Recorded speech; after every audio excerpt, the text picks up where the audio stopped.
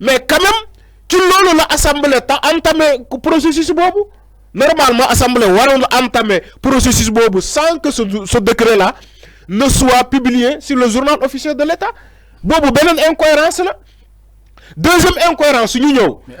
Non non non sëñ bi xama fallu parce que de Moussa Diakhaté xama fallu le chargé de la commission boobu dañ xam ne di loi. C'est que fallu après les explications xama fallu on est dans la croisée des chemins. Il faut ngeen bàyyi nit ñi ñu exprimer wu xamal sénégalais lu fi ne lan moo xew concrètement. Maintenant si vous posez des gens des questions ba pare yéen ngeen wax encore fekk si ñoom ci incohérence boobu dafay poser problème tu m'as posé des questions je réponds mais munoo ma ne urgence c'est quoi l'urgence c'est quoi l'urgence ba un décret présidentiel qui est un acte réglementaire mu féetoo kaw la loi des lois c'est ça l'urgence. Il y a un décret qui a été pris et ce décret-là n'a pas été publié dans le journal officiel de l'État. L'Assemblée nationale a entamé son processus. C'est ça un pays, c'est ça une république. C'est ça. Première incohérence. Deuxième incohérence, le premier ministre, qui est le chef du gouvernement, a été accusé de corruption. Parce que le corrupteur et le corrompu, ñom ñoo bokk ben daan. Mais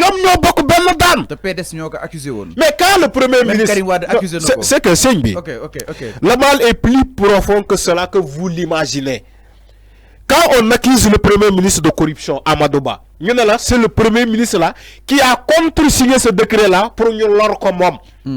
Mais c'est là la deuxième incohérence. La troisième incohérence, quand un premier ministre est accusé de corruption, qui est un délit, la corruption c'est un délit. Il ne faut pas oublier que au Sénégal, on a des corps de contrôle de corruption. Maintenant, quand un premier ministre a été accusé de corruption dans un pays, il continue de garder son poste de premier ministre, il s'assoit sur une même table avec le président de la République. Vous trouvez ça cohérent? Je vous pose la question. Vous trouvez ça cohérent? Mais attends. Jusque-là, quand on met à terme, une institution haute de justice, le Conseil constitutionnel, quand on met à terme les travaux du Conseil constitutionnel, on doit mettre à terme la fonction du Premier ministre. Tant qu'on a fait de corruption. Soyez cohérents dans vos démarches. Soyez cohérents dans vos logiques. Quand on met à terme le Conseil constitutionnel, qui est aujourd'hui une juridiction boucavé, qui est le jugement, mais on doit mettre à terme les fonctions du Premier ministre Amadou Ba. Mais parce qu'il y a corruption. Il a été mentionné sur une corruption. Il a été mentionné sur corruption. Amadou Ba dit même point l'année Conseil constitutionnel de zéro. En attendant bir Miller assemblée nationale loolu lañu wara wàccee Amadou Ba de son poste de premier ministre. Mané Amadou Ba est accusé de corruption. Amadou Ba dañ ko accusé de corruption ni dafa ger ay maïsra. Pourtant on a suspendu toutes les fonctions du Conseil constitutionnel jamono bi ni malgré que joxé nañ décision l'article L92 protège leen le Conseil constitutionnel bu xasse ba addu jeexna.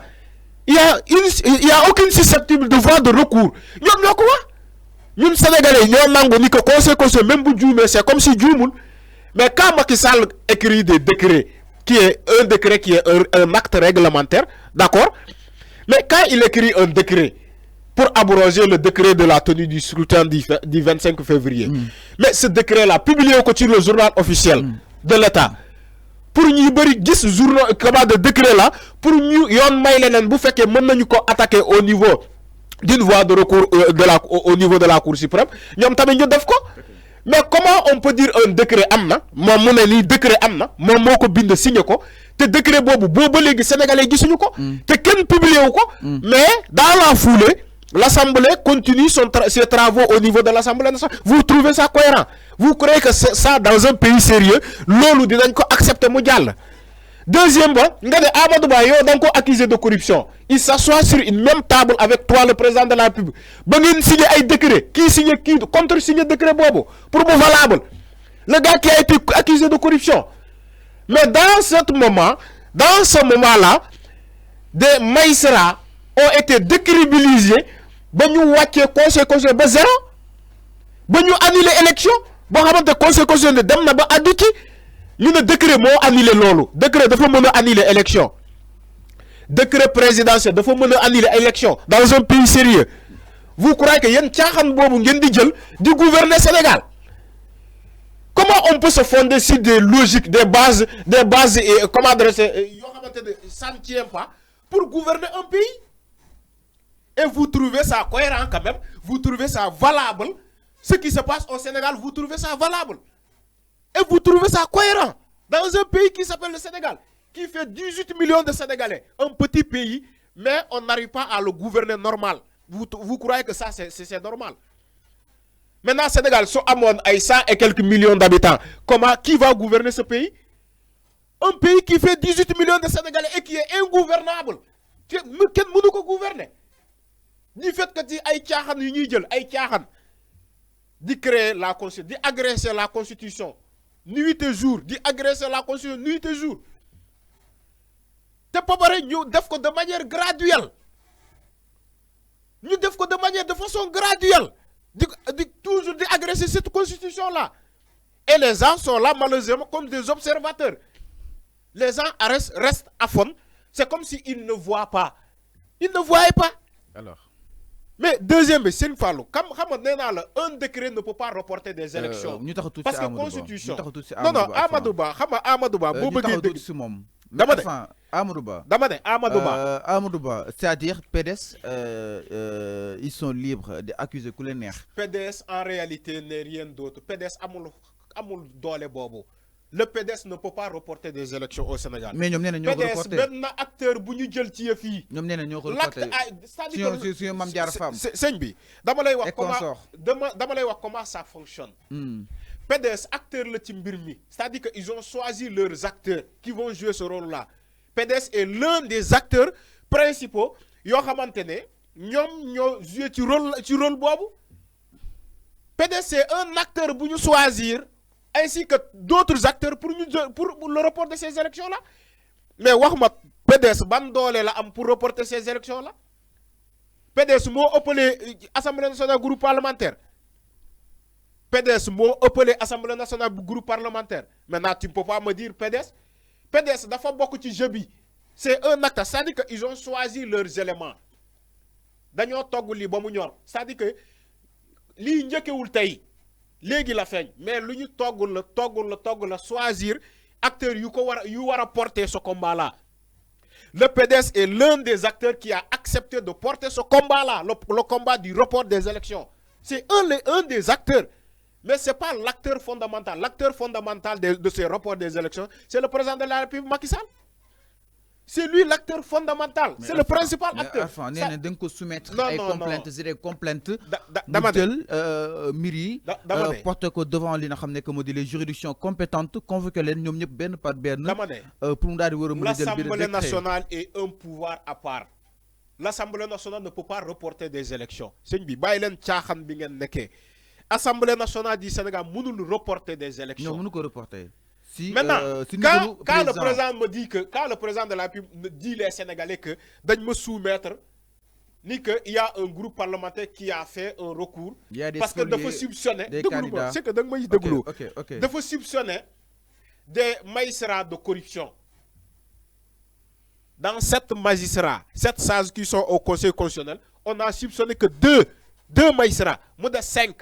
Le Conseil constitutionnel, même si on a 4 magistrats, maintenant entamer processus électoral bi Conseil constitutionnel c'est une loi organique règlement intérieur moi là même si ma amé 4 magistrats à ma disposition maintenant entamer un processus électoral mais l'incohérence est-ce que dans bien injustice non attends de les relance su nekkee exemple avant dafa war a bokk yéen ñaari magistrats yi nee ko dit mënoo bokk parce que ñooñu da leen corrompre exemple alors processus le contenu ñu magistrat exactement est-ce que yow dundoo benn injustice vu que dans la éliminer si sans aucun fondement légal. Posez ma question. Légui dang may déglu. Il y a pas d'injustice. Magistrat bu ñu soupçonné ñaari magistrat corruption ci conseil constitutionnel dañu leen di mettre à la disposition de la justice. mais le candidat bu ñu génnee non déglu le candidat bu ñu génnee c'est que da nga may déglu. le candidat bu ñu génnee. amul benn candidat bu ñu génne yaa ñaata candidat la ñuy génne Karim Meïssa ñoo ko génne wala article L28 moo ko génne. C'est-à-dire que soyez logique dans vos propos. Mais base, il n'y a pas de base. La base, c'est la loi. En matière électorale, la base, c'est la loi. N'est au-dessus des lois de ce pays. PDS Karim Wade. Ben Meïssa génnewul Karim Wade. D'après PDS. Meïssa génnewul Karim. C'est-à-dire sëñ bi c'est-à-dire que yow PDS ngay wax yow ak PDS lay tontu. Yow ak PDS lay tontu. Ben Meïssa génnewul Karim Wade. Karim Wade, article L28, tout le monde accepte que cet article-là existe. Tu acceptes que l'article Bob doit exister sur une constitution. Exister. Maintenant, pourquoi vous dites que Aïma Isra yo gagné Karim? Non, du man mako japp dama lay né d'après li wa PDS wax ñom japp né magistrat ñom ñoko génné ma xamna article L28 mo génné bi nga xamni tam dafa régler la question de nationalité. Là, je suis tout à fait d'accord avec toi. Fallo, okay. On ne peut pas gouverner un pays dans des mensonges, voilà, dans la manipulation. Ça ne peut pas passer. On ne gouverne pas un pays dans des manipulations répétitives. De façon graduelle. Un magistrat ne peut... Deux magistrats ne gagner Karim Wade, tu le soutiens. Deux magistrats. Bon pouvoir pour gagner Karim Wade, même si vous faites une guerre. Ça dit que gis nga nit wax bu dofé nopi koy déglu mu ñoo wara wér nit da nga wara grandir il faut grandir malheureusement ñu bari dañoo japp ni grandir c'est dans l'âge wala ci jëm dédét nit da fay comme lu ñuy né xar da fay wessu mboté depuis 1960 on nous leurrait. Depuis 1960, on nous trompait. Mais Sénégal, nous continuons de jouer ici, ci tromperie bi. Ngeen ay ñaari magistrat lañu guerre pour ñu génné Karim Wade.